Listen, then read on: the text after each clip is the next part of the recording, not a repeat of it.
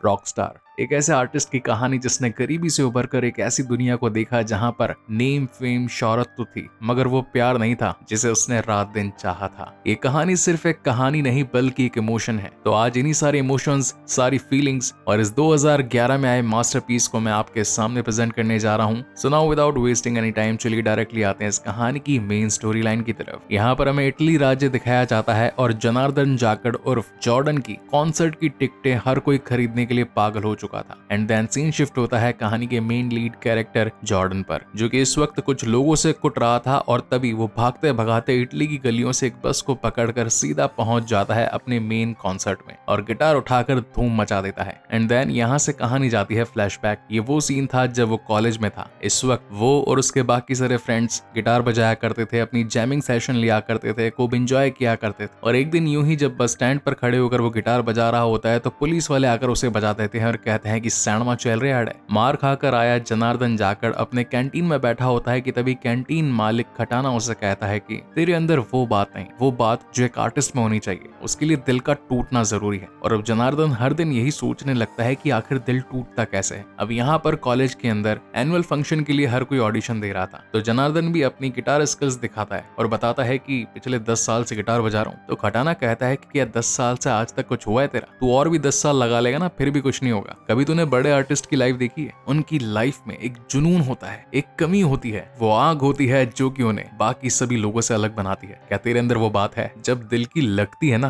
तभी झनकार निकलती है। अब मनी मन जनार्दन ये सारी बातों को सोच रहा था कि यार ना तो मैं अडॉप्टेड सन हूँ, ना ही आज तक मेरा कभी दिल टूटा है, ना ही लाइफ में कोई बड़ा एक्सीडेंट हुआ है। तो लाइफ की किस ट्रेजेडी को मैं अपने साथ जोड़कर अपने नाम को बड़ा बनाऊं। और यूं ही एक दिन दोस्तों के साथ प्रैक्टिस करते कराते दोस्त बताते हैं कि आज तो एनुअल फंक्शन को प्रैक्टिस के लिए हीर आ रही है, बड़ी सुंदर लड़की है यार, कश्मीर से आई है, हर कोई इस पर मरता है, मानो ये तो दिल तोड़ने की मशीन है। अब इस बात को सुनकर तो जनार्दन को आइडिया आ चुका होता है और नेक्स्ट डे वो बिल्कुल तैयार शैयार होकर सीधा हीर के पास पहुंच जाता है और कहता है कि ए गर्लफ्रेंड बन जा मेरी। जिस पर हीर की बाकी फ्रेंड्स हंसने लगती है और वो भी उसे कहती है कि बर्गर ऑफ, निकल जाओ यहाँ से। जे कहता है कि तू दिल तोड़ रही है मेरा। हीर कहती है कि क्या मुझे ये सोचना पड़ेगा? Yes I am sure, you burger of. अब बेचारा दिल का मारा जे आकर कैंटीन में बैठ जाता है, दुख के मारे 2 समोसे खाने लगता है। खटाना आता है और वो पूछता है कि क्या मैं इतनी सी चटनी के साथ 2 समोसे खाऊं? खटाना कहता है कि तेरा दिल टूटा है और तू यहाँ पर चटनियों की लड़ाइयां कर रहा है। अगर दिल टूटता है ना तो हलक से एक नेवाला तक नहीं उतरता, और जो ये तू कर रहा है ना ये ओछापन कहते हैं इसे। खैर अब तो उसके घर वालों ने भी उसे घर का बिजनेस ज्वाइन करने के लिए फोर्स कर रखा होता है। यहाँ पर हम उसकी भाभी को भी देख पाते हैं जो कि आए दिन उसे सेड्यूस करती रहती थी। और अब जैसा कि अपने बुरे बर्ताव की वजह से उसने हीर से गालियां खाई थी, इसलिए वो अब उससे नजर चुराता फिर रहा था। मगर एक दिन हीर उसे पकड़ ही लेती और कहती है कि तुझे प्रॉब्लम क्या है मुझसे, कहना क्या चाहता है? जिस पर जे कहता है कि यार मैंने तो दोस्तों की बातों में आकर बस तुझ पर लाइन मारने की कोशिश करी थी, मैंने ये सुना था कि तू दिल तोड़ने की मशीन है, पर सच बात यह है कि मुझे तुझसे कोई प्यार व्यार नहीं है, मैं तो बस उनको दिखाना चाहता था कि हाँ यार मेरे अंदर भी दम है। तो यहाँ पर अब इन दोनों के बीच में दोस्ती हो जाती है और हीर जिसकी 3 महीनों बाद शादी होने वाली होती है, तो वो अपने अंदर के कीड़े निकालने के लिए, यानी कि जितनी भी उसके अंदर उत्पात गंदगी मची होती है, उसे पूरी तरीके से एंजॉय करने के लिए जे के साथ मिल जाती है। और ये लोग मूवी देखने के लिए पहुंचते हैं जंगली जवानी, जो कि शहर के एक ऐसे कोने में थी जहां पर अच्छे घर के लोग नहीं जाया करते थे। खैर मूवी में ये लोग बहुत एंजॉय करते हैं एंड देन बाहर आकर देसी ठर्रा भी पीते हैं और फिर एक लिस्ट बनाते हैं। इस लिस्ट में वो जाएंगे, गंदे सस्ते बारों में नाचेंगे, सस्ता खाना खाएंगे, खूब पिएंगे और लाइफ के मजे लेंगे। इन बिटवीन शादी की शॉपिंग भी चल रही होती है। तो यहाँ पर जे उसे एक रेड ड्रेस के अंदर देखकर कहता है कि अगर तेरा पति तुझे इस ड्रेस में देख लेगा कसम से पलंग तोड़ देगा। अब इस बीच होता यह है कि कुछ म्यूजिक कंपनी वाले लोग जे को ढूंढ रहे थे, क्योंकि एक बार कॉलेज में जो उसने ऑडिशन दिया था उसके अंदर वो पास हो चुका था। मगर जे कहता है कि यार उनको मना कर दे और खटाना भाई पूछे तो बोल देना कि मैं बाहर चला गया हूँ। जिस पर वो शख्स पूछता है कि भाई वैसे जा कहाँ रहा है, बता तो दे। जे कहता है कि यार मैं कश्मीर जा रहा हूँ हीर की शादी में। एंड देन सीन शिफ्ट होता है कश्मीर में। मगर यहाँ पर भी ये दोनों रुकने वाले लव बर्ड्स कहाँ थे, तो ये निकल पड़ते हैं बाइक लेकर के कश्मीर में अपने उन्हीं दिनों को जीने के लिए। और फिर एक बढ़िया वाला सॉन्ग भी आता है कतिया करो। इन बिटवीन वो अपने दादाजी की एक्टिंग भी करता है, यानी कि शम्मी कपूर की, और इसी के साथ साथ घर के सारे काम भी करवाता रहता है। अब कहीं ना कहीं हीर को उसे देख करके फीलिंग्स डेवलप हो चुकी होती है और जिस दिन उसकी मेहंदी होती है तो वो जे से कहती है कि मुझे हक करो, थोड़ा टाइट हक करो। और अब उसके मन में आ चुका होता है कि यार क्या करूं, शादी करूं या ना करूं। और जिस दिन शादी के लिए वो तैयार हुई होती है तो जे से पूछती है कि मैं कैसी लग रही हूँ, जहाँ पर जे कहता है कि पलंग तोड़ लग रही है, जी कर रहा है तुझे उठाकर ले जाऊं। जहाँ पर वो भी कहती है कि सही कह रहा है, चल भाग चलते हैं। मगर जेजे को उस वक्त ये सारी बातें मजाक लग रही थी और यहीं पर हीर की शादी हो जाती है। एंड देन सीन शिफ्ट होता है कुछ महीनों बाद में, जहां पर जेजे को ढूंढते हुए म्यूजिक कंपनी वाले लोग आ चुके होते हैं और उससे एक गाना रिकॉर्ड करवाना चाहते होते हैं। अब ऐसा करते करते उसकी पॉपुलैरिटी बहुत ज्यादा बढ़ जाती है, तो एक न्यूज जर्नलिस्ट नीना उसका इंटरव्यू लेने के लिए उसे हर जगह ढूंढती है। इनफैक्ट उसके कॉलेज में उसी कैंटीन में भी आ जाती है, जहां पर कैंटीन के मालिक खटाना से भी बात करती है कि आखिर कुछ ही टाइम में ये जेजे यानी कि जनार्दन जाखड़ इतना फेमस सिंगर कैसे हो गया, क्या आप उसके बारे में कुछ जानते हैं? अब यहाँ पर खटाना जी उसकी बैक स्टोरी बताना स्टार्ट कर कि आज से करीब 2 साल पहले अपने फैमिली बिजनेस में किसी ने ऑफिस से 5 लाख रुपए चुरा लिए और उसका इल्जाम जेजे पर लगा दिया। अब जेजे जिसने चोरी करी नहीं थी वो कहता है कि आज से पहले भी चोरियां हुई है, मगर मुझ पर इल्जाम लगाना बंद कीजिए, और फैमिली में हुई इस बेइज्जती की वजह से वो घर से निकल जाता है, यानी कि घर छोड़ चुका होता है। और फिर 2 महीनों के बाद में खटाना भाई के पास लौटता है एकदम बुरी हालत में, यानी कि कपड़े फटे हुए, चेहरे पर दाढ़ी बढ़ी हुई और बेहाल सूरत। तो खटाना जी पूछते हैं, अबे 2 महीने तक तूने किया क्या? जहां पर जेजे बताता है कि इन 2 महीनों में उसने हजरत निजामुद्दीन की दरगाह में जाकर के कव्वाली गाई, वहीं जो भी मिल जाता था दान में उसे वो खाकर अपना गुजर बसर किया करता था। और गिटार की स्किल्स अच्छी थी तो कव्वाली ग्रुप ने उन्हें अपनी टीम में भी मिला लिया। अब एक दिन ऐसे ही कव्वाली गाते वक्त उस्ताद जामिल खान उसे देख लेते हैं, और अब जैसा कि 2 महीनों बाद वो खटाना जी के पास आ चुका होता है, पैसों की उसे जरूरत होती है, इसलिए खटाना जी उसे अपने घर पे ही रहने देते हैं और फिर मंदिर और जगरातों में भी उसका लाइव परफॉर्मेंस करवा देते हैं ताकि उसे थोड़े पैसे मिल सके और वो अपने जीवन को ठीक से जी पाए।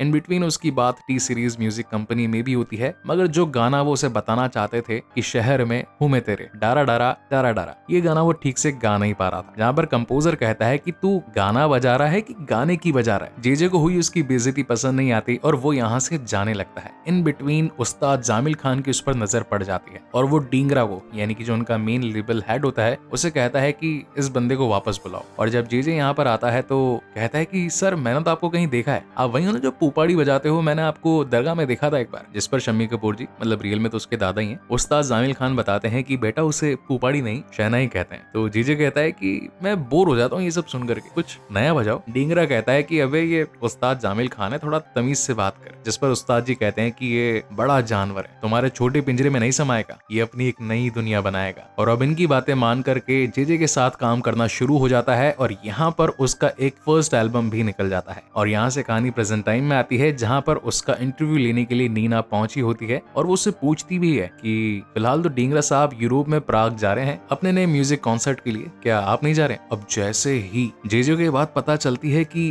वो अपनी टीम लेकर के प्राग जा रहे हैं और प्राग में तो ऑलरेडी उसकी लव, इमोशन, प्यार जो भी कहें वो भी वहीं पर मौजूद है, तो वो सीधा डींगरा जी से यूरोप चलने और कोई भी कॉन्ट्रैक्ट आंख बंद करके साइन करने के लिए तैयार था। अब इस वक्त वो जो है अपनी मसाज वगैरह करवा रहे होते हैं एक पहलवान से और कहते हैं कि music is everything, everything is music. तो यहाँ पर जेजे को हंसी आ जाती है। हालांकि उस वक्त तो वो निकल जाता है, मगर प्राग जाने की जो खुजली उसे खाई थी इसलिए वो वापस से डींगरा के पास लौट आता है और कहता है कि मैं कोई भी डॉक्यूमेंट साइन करने के लिए तैयार हूँ, बस मुझे प्राग ले चलो। एंड देन सीन शिफ्ट होता है प्राग में, जहाँ पर फाइनली जेजे को हीर मिल ही जाती है। तो वो कहता है कि चल आजा लिस्ट बनाते हैं, वही अपने अंदर के पुराने कीड़े बाहर निकालते हैं। अब ये जो हीर होती है बेसिकली इसे जब डोपामिन रिलीज हो रहा था, यानी कि खुशी मिल रही थी, तो खून बनते रहना भी स्टार्ट था। और जैसे इसकी खुशियां चली गई, डोपामिन बनना बंद हो गया, खून का भी शरीर में जनरेट होना बंद हो गया, इसलिए वो बीमार सी रहने लगी। लेकिन जैसे ही जेजे उसकी लाइफ में आया, खुशियां वापस से लौट आई। एंड देन एक बहुत ही प्यारा सॉन्ग मूवी में आता है, हवा हवा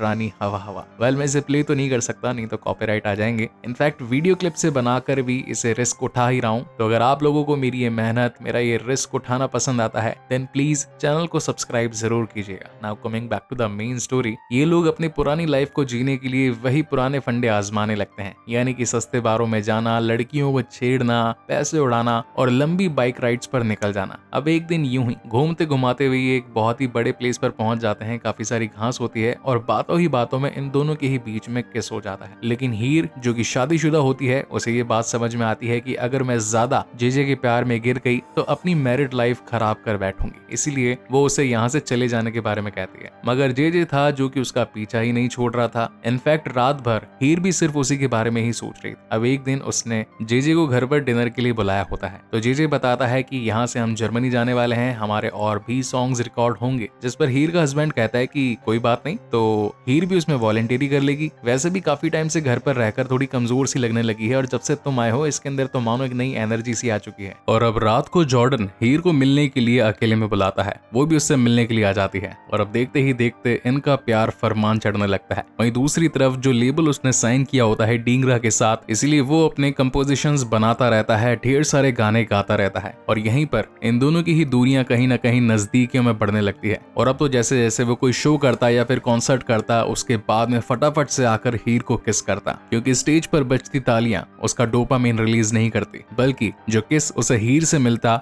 वही उसका एनर्जी का सोर्स था। और अब देखते ही देखते आगे दिन बढ़ने लगते हैं और अब तो जॉर्डन के वापस जाने के दिन भी आ चुके होते हैं। हीर को लगने लगता है कि अगर उसकी अटैचमेंट उसके साथ यूं ही बनी रही तो वो कभी उससे भूल नहीं पाएगी, इसलिए वो जाते टाइम उससे झगड़ा कर लेती है। मगर फिर भी जेजे जो कि उससे सच्चा प्यार कर चुका होता है, इसलिए वो रात को उससे मिलने के लिए उसके घर के पास पहुंच जाता है। मगर अलार्म सिस्टम एक्टिवेट हो जाने की वजह से पुलिस थोड़ी ही देर में वहां पहुंच जाती है और जेजे को पकड़ लेती है। इसी बीच घर के सभी लोगों की नींद खुल चुकी थी। अब तो हीर भी नीचे आ चुकी थी और कहीं पुलिस वाले से चोर समझकर जेल में न ठूस दे, इसलिए वो उसे वापस इंडिया भेज देने के बारे में कहती है। अब जहां एक तरफ उसे पुलिस हिरासत में लेकर इंडिया लाया जाता है, वहीं दूसरी तरफ हीर की हालत बहुत ज्यादा खराब हो जाती है और अब तो जेजे ने नेगेटिव सॉन्ग्स गाने शुरू कर दिए थे। जहां पर आता है इस मूवी का और पर्सनली कहूं तो मेरा भी फेवरेट सॉन्ग साडा हक, और यहीं से जेजे की पॉपुलैरिटी फरमान चढ़ने लगी थी। वहीं खटाना भी उसे आकर समझाता है कि भाई आजकल तू कैसे गाने गा रहा है, लोग तुझे बुरा भला समझते हैं और अब तो जो बड़े बड़े शोज भी तुझे मिलने वाले थे वो भी कैंसिल हो चुके हैं। मगर जेजे को उनसे कुछ फर्क ही नहीं पड़ता। इनफैक्ट एक बार तो उसका डींगरा के साथ बड़ा झगड़ा भी हो जाता है। अब यही सारी बातें जब नीना अपने इंटरव्यू में उसके साथ उससे पूछती है तो जॉर्डन अपना एग्रेशन उसे दिखाता है। तो नीना भी कहती है कि तुम मेरे साथ इंटीमेट हो ही नहीं सकते क्योंकि तुम अपना दिल किसी और को दे चुके हो, और ये सारी बातें मुझे खटाना से मालूम चल चुकी है। मीनवाइल सीन शिफ्ट होता है प्राग में, जहां पर हम हीर को देख पाते हैं जिसका खून बनना बंद हो चुका होता है और पूरा परिवार उसकी सलामती की दुआ करने लगता है। और उसकी छोटी बहन मैंडी ये सोचने लगती है कि कहीं दीदी को कुछ हो ना जाए, इसलिए वो फोन करके जॉर्डन को मिलने के लिए बुला लेती है। इस वक्त ये सभी मुंबई में होते हैं और यहाँ पर जेजे भी उससे मिलने के लिए पहुंच जाता है। खैर पहले तो ये दूर खड़े होकर फोन पर बातचीत करने लगते हैं, मगर जॉर्डन को यहाँ पाकर वो उससे मिलने के लिए ऊपर बुला लेती है और वो भी छज्जा तानकर ऊपर पहुंच जाता है। खैर ये सारी बातें हीर की मॉम को पता तो चल चुकी थी, मगर जॉर्डन से मिलने के बाद में हीर की बॉडी में आने वाले चेंजेस बहुत ज्यादा पॉजिटिव थे, क्योंकि अब हीर की बॉडी में खून बनना वापस से शुरू हो चुका था। और अब तो जॉर्डन ने गाने वगैरह गाने छोड़ दिए होते हैं, वो सिर्फ और सिर्फ हीर के ही साथ अपना टाइम स्पेंड करता था। तो एक बार खटाना उसे ढूंढता हुआ आता है और कहता है कि भाई शो के स्पॉन्सर्स तुझे ढूंढ रहे हैं, हमने उनसे पैसे भी ले लिए हैं, अब अगर शोज करेंगे नहीं तो पुलिस अगर तुझे पकड़ कर ले जाएगी। तो अब नहीं चाहते हुए भी उसे एक शो के लिए हाँ करना पड़ता है और ये लोग पहुंच जाते हैं हिमाचल। मगर यहाँ हिमाचल में भी काफी सारे न्यूज रिपोर्टर्स होते हैं जो कि इनके पीछे पड़ जाते हैं। अब इनसे पीछा छुड़ाने के लिए जॉर्डन इन्हें गालियां बक देता है, धक्का वगैरह दे देता है, मगर ये सारी चीज कैप्चर हो जाती है। और अब तो ये न्यूज हीर के पति तक भी पहुंच चुकी होती है, इसलिए हीर पर प्रेशर आना शुरू हो जाता है और फाइनली हीर ये डिसाइड करती है कि वो हमेशा के लिए जॉर्डन को छोड़ देगी। मगर ऐसा डिसाइड करने भर से ही उसकी हालत बहुत ज्यादा खराब हो जाती है। अब जहाँ एक तरफ जॉर्डन अपने शोज अपने म्यूजिक की प्रैक्टिस कर रहा होता है, तभी उसके पास में कॉल आता है कि इस वक्त हीर कोमा में है। वो भागकर हॉस्पिटल पहुंचता है और खटाना से कहता है कि कुछ भी हो जाए मेरा दिल नहीं टूटना चाहिए, हीर मरनी नहीं चाहिए, मैं उससे प्यार करता हूँ और मेरा प्यार अमर रहना चाहिए। मगर लाख कोशिशों के बावजूद भी वो हीर को बचा नहीं पाता और हीर उसकी आंखों के सामने ही हॉस्पिटल में अपना दम तोड़ देती है। एंड देन कहानी वहीं से ही शुरू होती है, जहां पर स्टार्टिंग पॉइंट दिखाया गया था कि कैसे इटली शहर के अंदर जॉर्डन जनार्दन जो कि एक बहुत बड़ा सिंगर बन चुका होता है, आज उसका कॉन्सर्ट था और यहाँ पर हजारों में नहीं बल्कि लाखों में भीड़ आई थी उसे देखने के लिए। एंड देन गाना आता है ओ नादान परिंदे। अब अगर एक दूसरी मूवी का और रेफरेंस दूं तो जिस तरीके से आशिकी 2 के अंदर आरजे यानी कि राहुल जयकर खुद की कुर्बानी देकर के श्रद्धा कपूर यानी कि आरोही को एक बड़ा सिंगर बना देता है क्योंकि वो डिजर्व भी करती थी, तो उसी तरीके से हीर ने इस आशिक को एक बड़ा और कामयाब आर्टिस्ट बना दिया था। और अब जाने के बाद जेजे यानी कि जनार्दन जाखड़ के पास सिर्फ और सिर्फ हीर की यादें ही रह जाती है और इसी के साथ ये बेहतरीन मूवी यहीं पर खत्म होती है। आई होप गाइस की डिटेल्ड एक्सप्लेनेशन आप लोगों को पसंद आया हो, और अगर आया है then please do like, comment and share this video as much as possible, क्योंकि ऐसे क्वालिटी कंटेंट इंडिया में सिर्फ हम ही लेकर आते हैं। और अगर इसी तरीके के और बेहतरीन वीडियोस देखना चाहते हैं तो प्लीज इस चैनल को सब्सक्राइब जरूर कीजिएगा, क्योंकि इसके बाद में मैं ऐसी ही एक और दमदार मूवी लैला मजनू आप लोगों के लिए लाने वाला हूँ। तब तक के लिए keep watching and stay safe. मिलते हैं अगले वीडियो में।